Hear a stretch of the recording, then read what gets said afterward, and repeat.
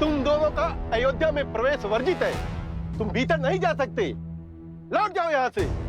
वर्जित? किंतु क्यों? अच्छा, पाप करके दंड का कारण पूछ रहे हो? अशुभ में यह क्या कि अशुभ को रोक दिया, हमारे राजकुमारों भरत, लक्ष्मण और शत्रुघ्न को मूर्छित किया, और तो और हमारे महाराज श्री राम से युद्ध तक करने को सज्ज हो गए। हनुमान जी को बंधन में बांध लिया, महाराज सुग्रीव, महाराज विभीषण और अन्य तक उन्हें छोड़ा।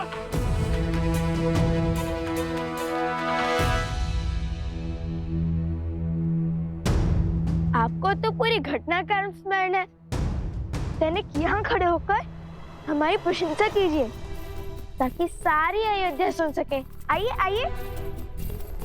अरे ये तो बड़े उदंडी है। उद्दंड नहीं, उद्देश्य पथ के मार्ग पर खड़े हैं महोदय। अच्छा, क्या उद्देश्य था तुम्हारा? राम राज्य की स्थापना में सबसे बड़ी अपूर्ण कथा को संपूर्ण करने का उद्देश्य। आप सबने देवी सीता पर लांछन लगाया। लंका में रावण का वध होने के बाद अग्नि परीक्षा का भी मान नहीं रखा ना आपने। एक पवित्र देवी को अपवित्र कहा आपने। एक निर्मल स्त्री को उसका घर अयोध्या छोड़ने पर विवश किया आपने।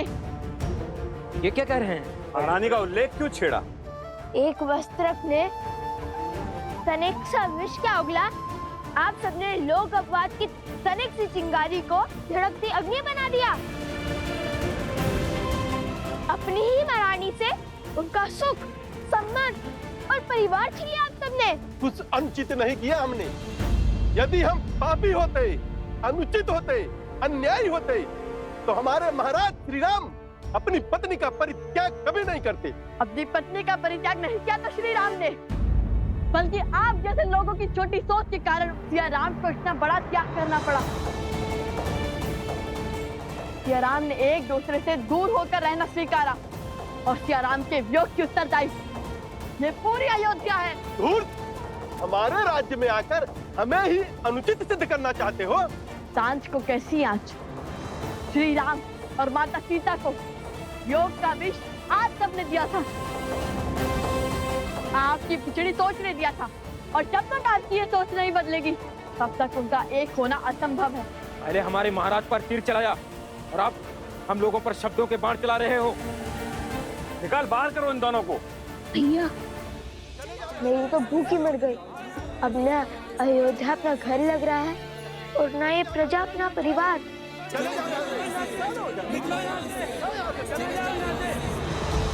कहीं अयोध्या वासी को पहले ही अश्वमेध के अश्व को रोकने वाले लवकुश के आने का समाचार देकर भूल तो नहीं हो गए हमसे?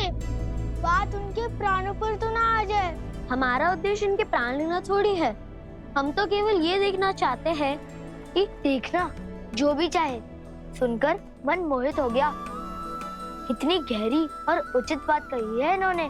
बात तो 100% सत्य है। यदि बड़ी माताश्री हमारे साथ रहती, कितने स्वादिष्ट पकवान बनाकर खिलाती हमें। अरे ऐसे क्या देख रहे हो?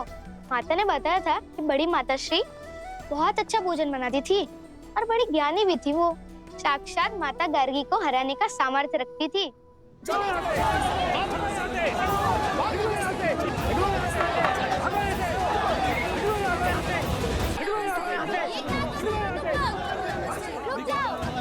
ये क्या कर रहे हो?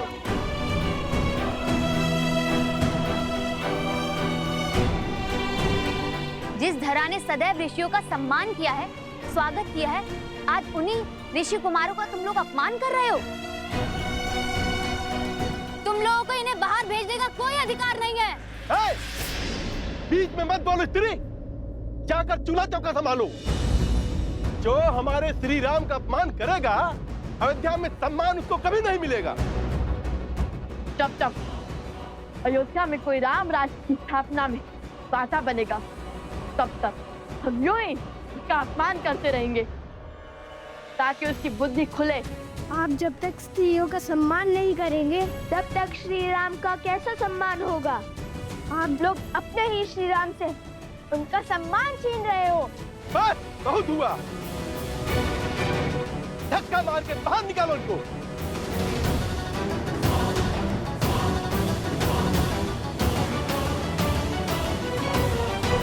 बात हाथ से निकल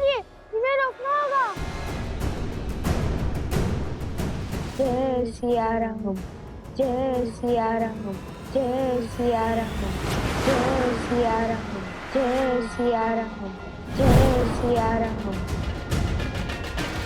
हनुमान जी, हनुमान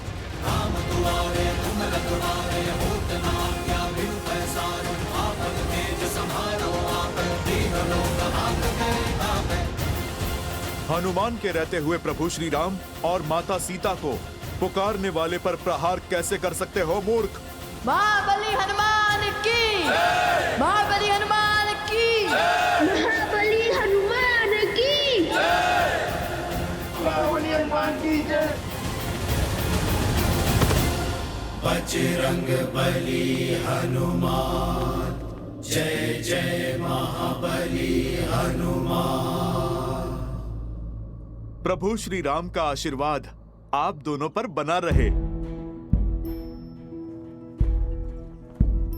प्रभु के अतिथियों के साथ ऐसा दुर्व्यवहार। जब अश्वमेध यज्ञ का युद्ध समाप्त हुआ तब स्वयं प्रभु श्री राम ने इनसे मिलने की इच्छा जताई थी। मेरा आग्रह है आप लोगों से, इन्हें भीतर जाने का मार्ग दीजिए। प्रभु श्री राम इन दोनों से मिलने को अति उत्सुक हैं।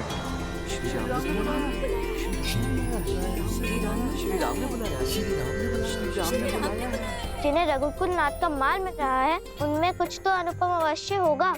ऐसे इन्हें देखकर अपनेपन का आभास हो रहा है।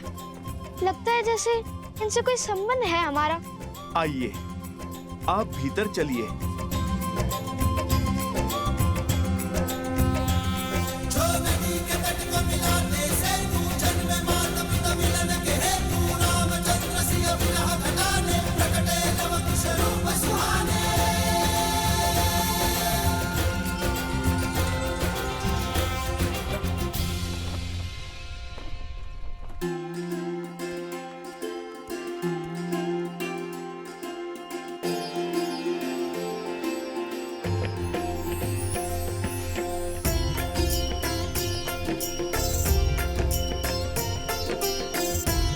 वायु का वेग और प्रकृति की पुकार कह रही है, आज कुछ विशेष होने वाला है।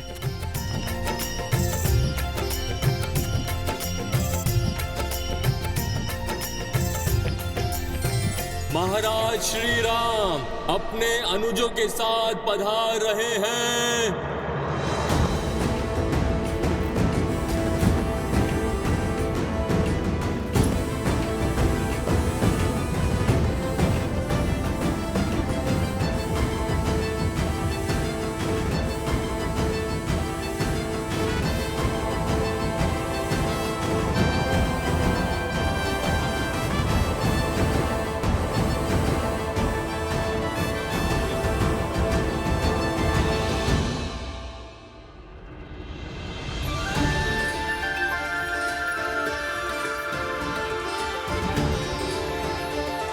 जय श्री राम, जय श्री राम, जय श्री राम, जय श्री राम, जय श्री राम, श्री राम, जय श्री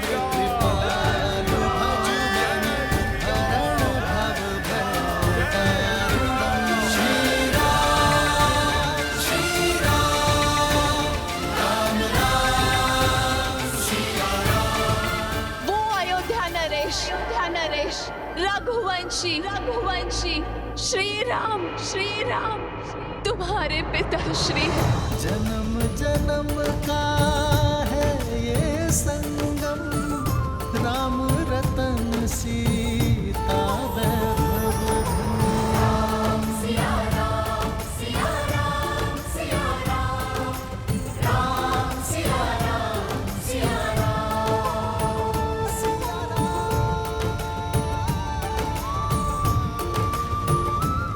पिताश्री, हमारे पिताश्री। राम सिया राम, सिया राम, सिया राम, राम सिया राम, सिया राम। एक बात स्मरण रहे, भगवान वाल्मीकि ने अभी तक तुम दोनों को सत्य प्रकट करने की अनुमति नहीं दी। इसलिए जब तक उनका आदेश ना हो तब तक किसी को नहीं बताना।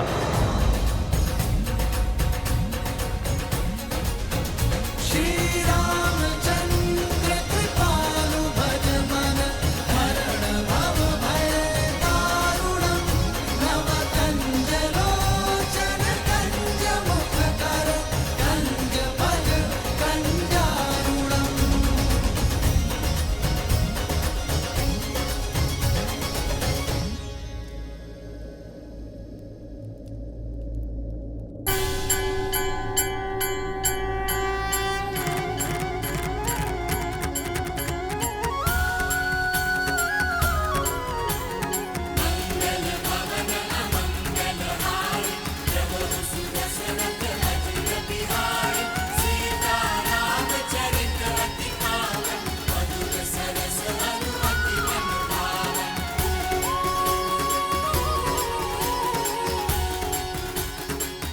हम लव कुश अयोध्या के महाराज श्री राम की चरण वंदना करते हैं।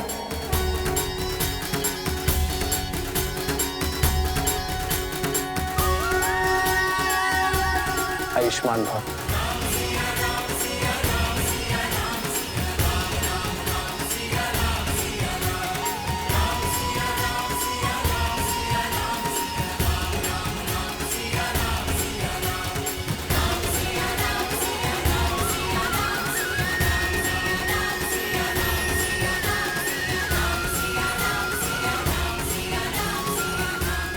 ये कैसी शुभ अनुभूति थी, कैसी तृप्ति थी।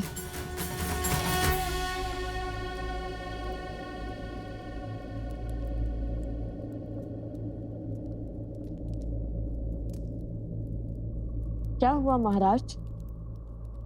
ये लड्डू की सुगंध।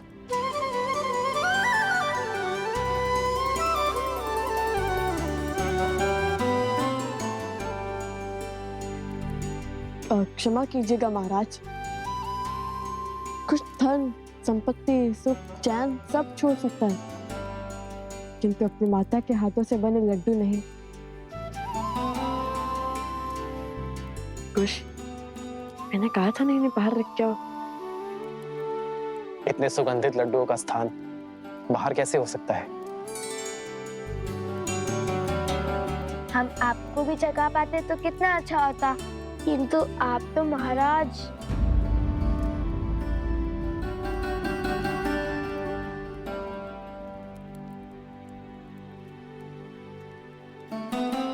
जिन्होंने शबरी के जूठे बेर खाए, उन्हें तुम श्रद्धा से जो अर्पण करोगे वो प्रेम से खा लेंगे।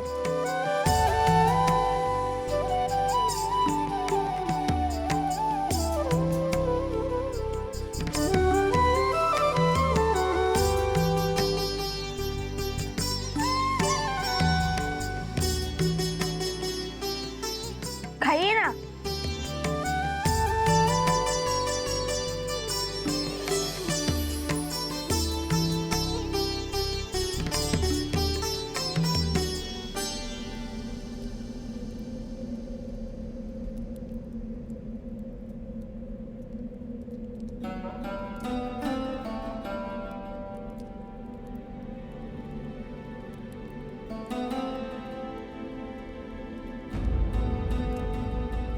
जन्म जन्म का है ये संगम, राम रतन सीता सीते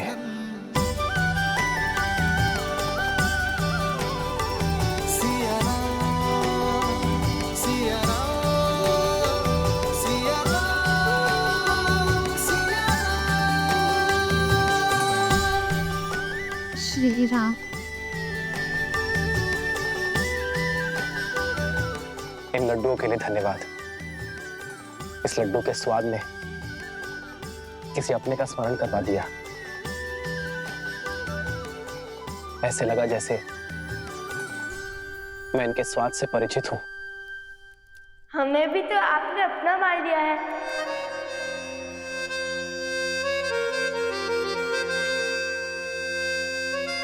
तात्पर्य है अपनी प्रजा।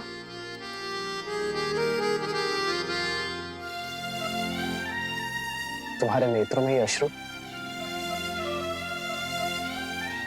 ये आंसू नहीं, ये तो पश्चाताप के आंसू हैं। आपसे युद्ध का जो पाप किया उसका पश्चाताप सदा रहेगा। हमने बिना सत्य जाने सबसे द्वंद का संकनाद किया, जो नहीं करना चाहिए था वो किया। भूल को पाप मत कहो, और वैसे भी इस भूल के पीछे अयोध्या का भला ही तो छुपा है। राम सिया राम जय जय राम, राम सिया राम जय जय राम। मेरे मन में तुम दोनों के प्रति केवल प्रेम ही है, और कुछ प्रश्न भी। हम आपके हर प्रश्न का उत्तर देंगे, किंतु उससे पहले हमें एक कार्य करना है।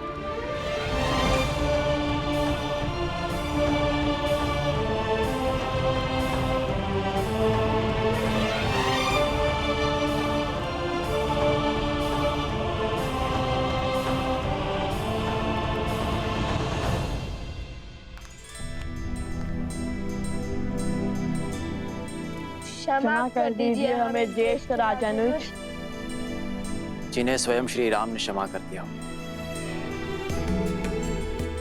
उन्हें मुझसे क्षमा याचना करने की क्या आवश्यकता? भैया की क्षमा में ही मेरी क्षमा है।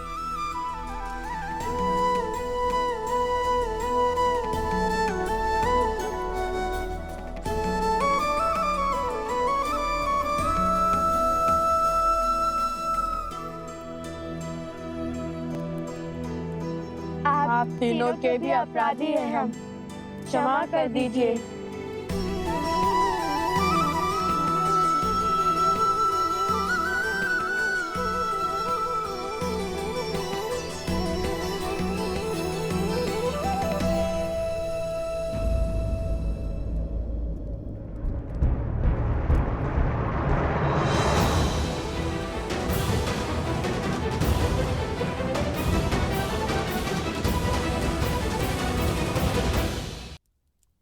भैया, जब कहा था माता ने कि उनके प्रिय छोटे देवर कुछ अधिक ही क्रोध में रहते हैं, इसलिए इनसे क्षमा मांगना अत्यंत आवश्यक है। माता के लाडले हैं और पिता के सबसे प्रिय अनुज हैं।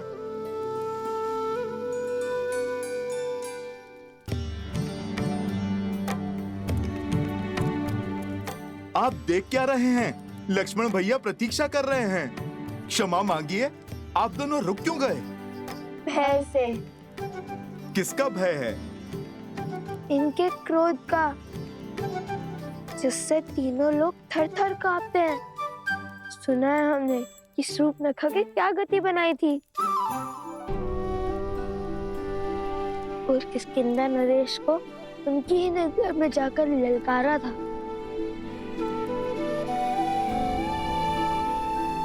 कहीं हम नन्हे बालकों पर बरस पड़े तो?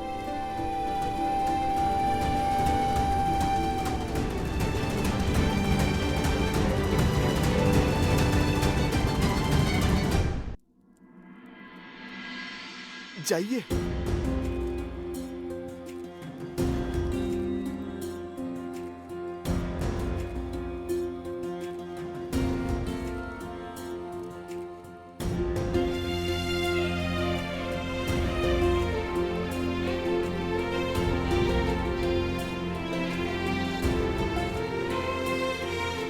मुझे क्रोध तुम दोनों के युद्ध करने के निर्णय पर नहीं आया था। वो तो चुनौतीपूर्ण ही था। मैं आहत तब हुआ जब तुम दोनों ने मुझे दोषी सिद्ध करने का प्रयास किया।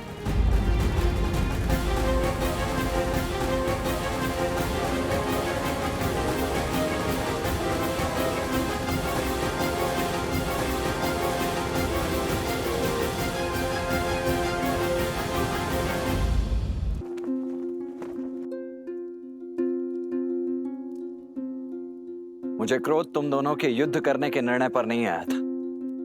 वो तो चुनौतीपूर्ण ही था। मैं आहत तब हुआ जब तुम दोनों ने मुझे दोषी सिद्ध करने का प्रयास किया, तुम दोनों ने कहा कि मैं अपना दायित्व निभाने में असमर्थ रहा।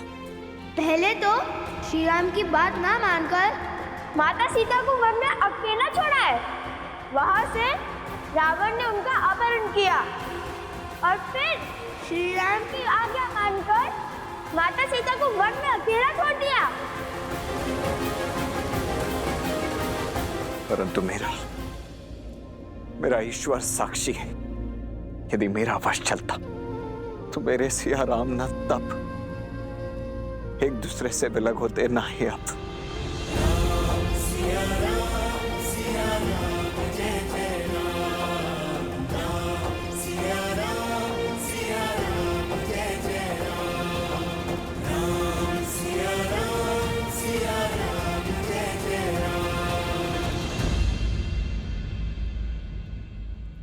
इसी पाप का प्रायश्चित तो करने आए हैं हम।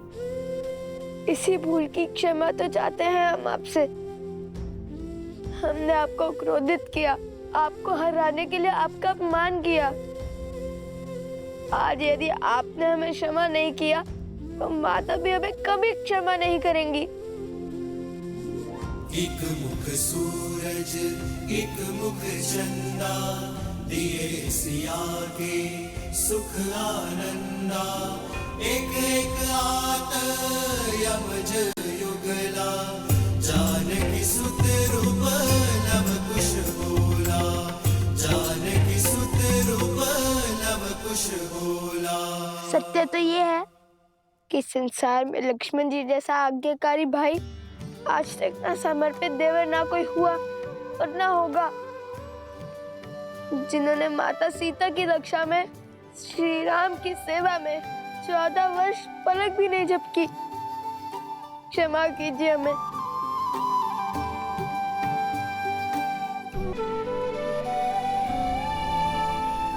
अंततः आज ज्ञात हो ही गया कि वीरता के साथ साथ विनय भी है तुम दोनों में। यशस्वी भव।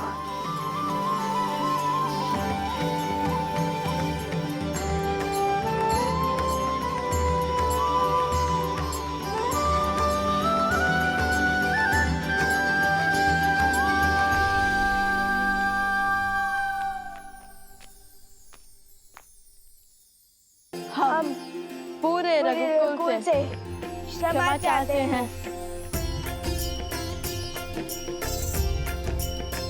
अयोध्या में तुम्हारा स्वागत है लवकुश। तुम मेरे अतिथि हो। तुम्हारी व्यवस्था हनुमान को दे दी गई है। निश्चिंत होकर अयोध्या में रहो और अयोध्या को अपना ही घर समझो। और अब मेरे एक प्रश्न का उत्तर दो। तुमने मुझे और जानकी को मिलाने के लिए मुझे ही चुनौती दे बैठे। इतना बड़ा संकट उठाया, अपने प्राण तक दांव पर लगा दिए। दो अपरिचितों को मिलाने के लिए इतना कुछ क्यों किया तुम दोनों ने? उस भूल के लिए हम क्षमा प्रार्थी हैं। हमें स्वयं अब समझ में आया है कि हमारा युद्ध आपसे कभी था ही नहीं, बल्कि आप जिस प्रजा को बचाना चाह रहे हैं, हमारा युद्ध तो उसके सोच के विरुद्ध था। उस लोक पाप के विरुद्ध जिसके कारण आप और माता सीता अलग हुए। ये संसार उचित अनुचित, धर्म और अधर्म, न्याय और अन्याय का अनूठा संगम है लवकुश। किंतु जब जब कुछ अनुचित घटता है तो उसका दायित्व लेकर अनुचित को उचित करने का प्रयास करना चाहिए, ना कि अनुचित को अनुचित सिद्ध करने का प्रयत्न। और हर बार उचित अनुचित का भेद मिटाने के लिए शस्त्र नहीं उठाने पड़ते लवकुश। दृढ़ निश्चय कर समाज को समझाने की पहल करनी होती है। मेरा और सीता का पृथक होने का निर्णय भले ही हम दोनों का था, किंतु हमें मिलाने का निश्चय हम समाज से चाहते हैं और हमें पूरा विश्वास है कि एक दिन ये समाज अपनी सोच अवश्य बदलेगा। आपका निश्चय अब हमारा उद्देश्य है। और इस बार हम विजय बल से नहीं, अपने गुरुवर की दी हुई शिक्षा से पाएंगे।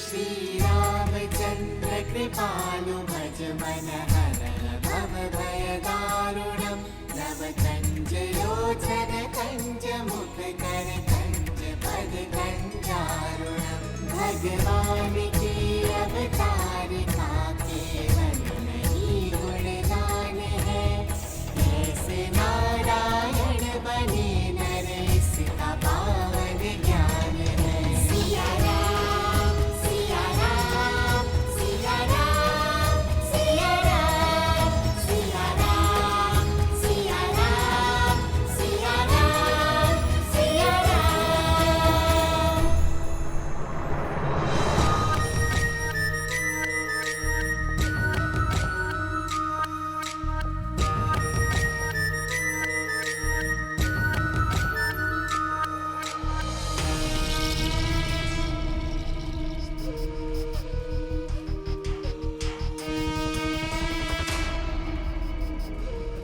भैया, समय अभी शेष है, क्योंकि अभी तक लव और कुश ने राम को सत्य नहीं बताया है और अयोध्या वासियों को भी नहीं पता कि वो दोनों राम और सीता के पुत्र हैं।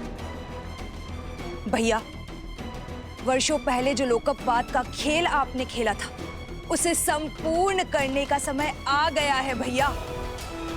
असुरी सोच और स्त्रियों के अपमान का जो बीज आपने जनमन में बोया था, वो परिपक्व हो चुका है भैया। उसे काटने का समय आ चुका है।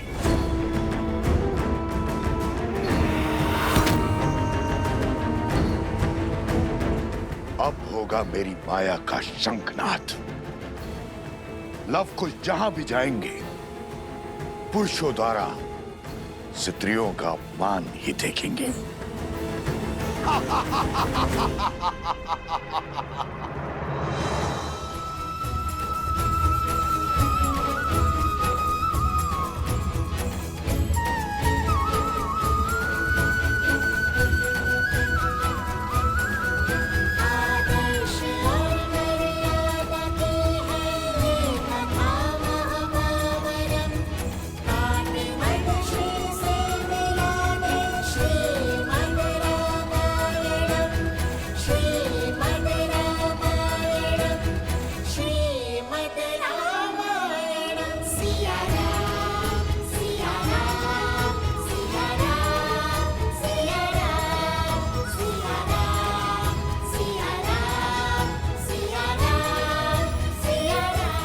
कभी कोई कार्य अच्छे से नहीं हो सकता तुम स्त्रियों से। देख रही हो इसे, कितनी त्रुटियां हैं इसमें। ऐसी होती है कलाकृतियां, इसे कौन खरीदेगा? हेस तुम्हारे कला में है और दोष हमारे व्यापार में उसको देती हो।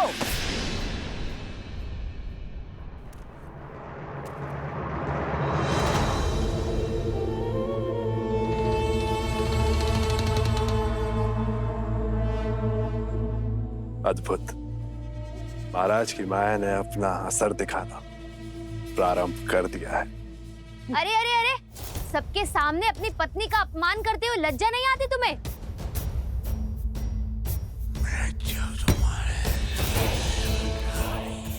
तू साहसी है तुम्हारी पत्नी।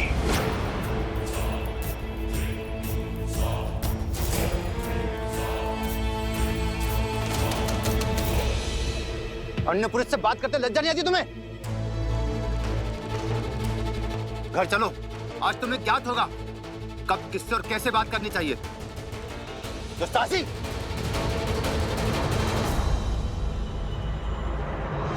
भैया, धर्म की अयोध्या में इतना अधर्म कैसा विष घुल गया इनके मस्तिष्क में। हमें क्रोध को नहीं, कला को अपना अस्त्र बनाना होगा कुश।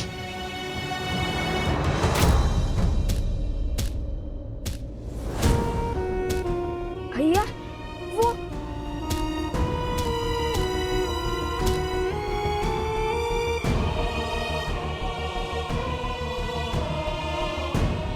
स्त्री कौन है जो इन स्त्रियों का कष्ट देखकर इतनी व्यथित हो रही है?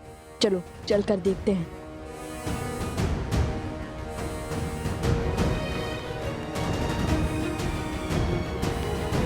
अशुभ है बड़ी बहू के साथ पूजा करना। बड़ी बहू, तुम पूजा से उठ जाओ। तुमने केवल बेटियां ही जन्मी हैं। छोटी बहू को केवल पूजा करने दो। वो शुभता की प्रतीक है। उसने श्री राम लक्ष्मण जैसे पुत्र को जन्म दिया है।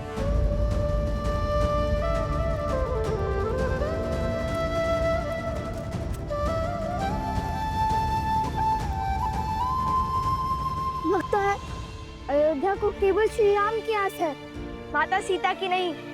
पुत्र में राम कहाँ से देखेंगे जब तक पुत्री में सीता नहीं देखेंगे।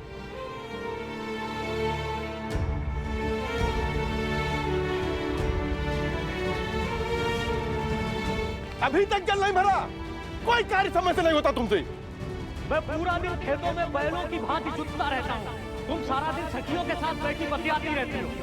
गृह कार्य भी ठीक से नहीं होता तुमसे। शीघ्र चलो, सूर्यास्त होने को है।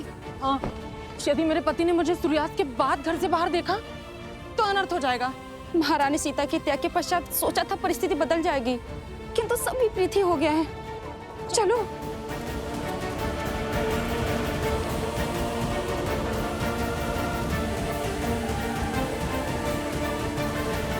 आप हमारा पीछा क्यों कर रहे हैं? कुछ पूछना था आपसे। आप रो क्यों रही थी? उन स्त्रियों की व्यथा देखकर आप इतनी व्यथित क्यों हो रही थी? क्या वे आपके संबंधी हैं?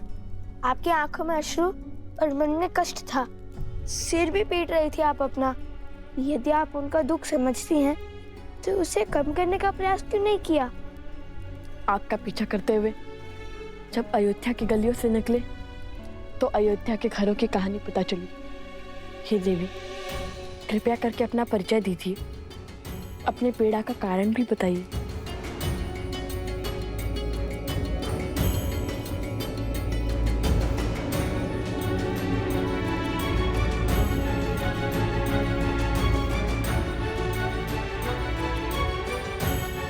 मैं हुआ भागन हूँ जो प्रभु राम के समक्ष न्याय की गुहार लेके गई थी। भयानक आंधी और वर्षा हो रही थी, इसी कारण मैं अंधकार के पूर्व घर न लौट सकी। सिर्फ इसीलिए मेरे पति ने मेरा बहिष्कार कर दिया। चयन आपको करना है महाराज, या तो आप न्याय कीजिए या तो फिर मुझे आत्महत्या करने की अनुमति दीजिए महाराज। अयोध्या के महाराज ने मुझे न्याय तो दिया, किंतु उस न्याय का दंड भोगना पड़ा अयोध्या की महारानी देवी सीता को।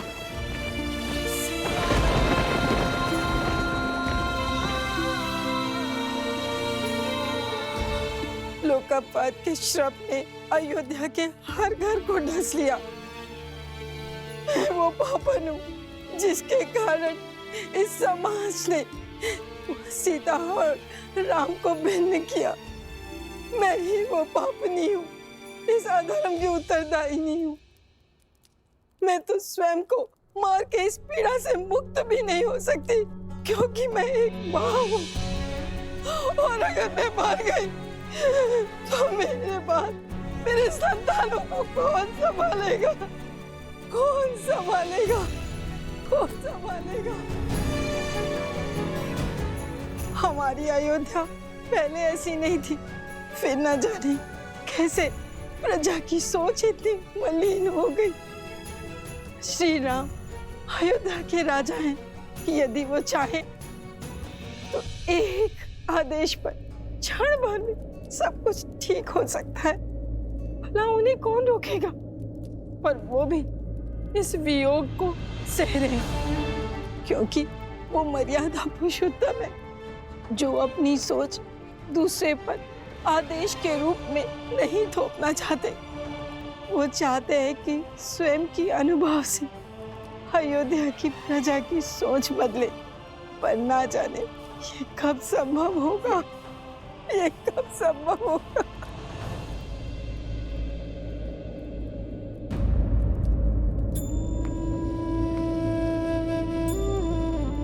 माते नहीं, मुझे इतना आदर मत दीजिए।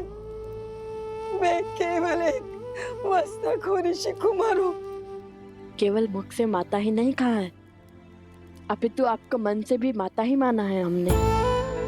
और हम अपनी माता का रोते हुए नहीं देख सकते। जो पीड़ा का दंश आप झेल रही हैं, वो हमें भी कचोट रहा है।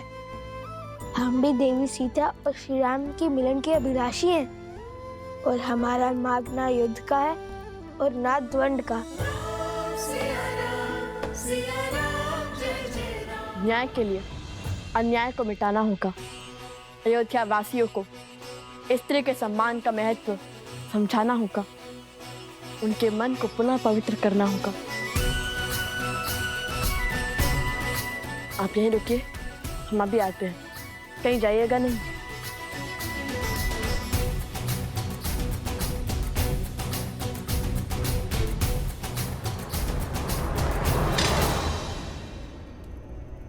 अरे भीतर कहाँ चले जा रहे हो?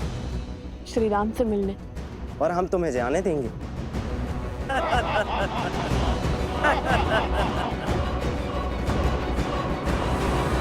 महाराज अभी व्यस्त हैं, बिना अनुमति के नहीं मिल सकते हैं। जाकर कहिए ना उनसे कि हम अति आवश्यक विषय में मिलना चाहते हैं उनसे। देखिए, आप हमारी बात को समझिए। हमारा जाना बहुत ही महत्वपूर्ण है। अरे जाओ यहाँ से। अरे मैंने कहा ना, जाओ यहाँ से। कृपया करके हमें जाने दो ना।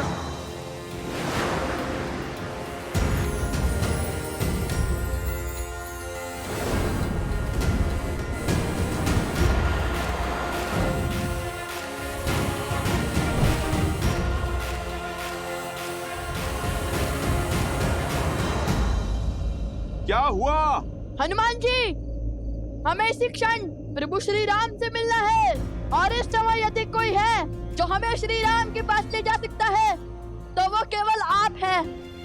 बात वचन की है हनुमान जी, किसी को लौटाने का वचन देकर आए हैं हम। सहायता कीजिए ना हनुमान जी।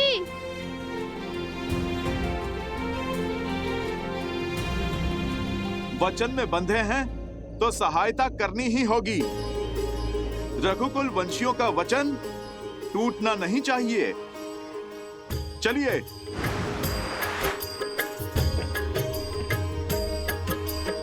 जय श्री राम।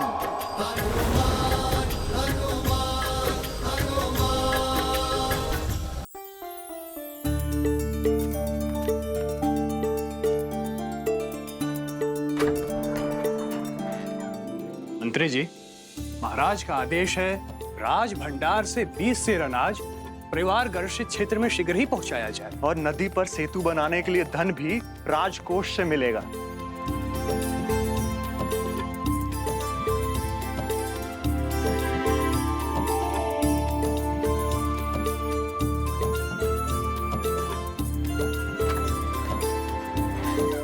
अद्भुत। इतने बड़े कौशल राज के महाराजा होने के बाद भी सूर्यास्त के पश्चात ये कार्य कर रहे हैं। पिता किसके हैं?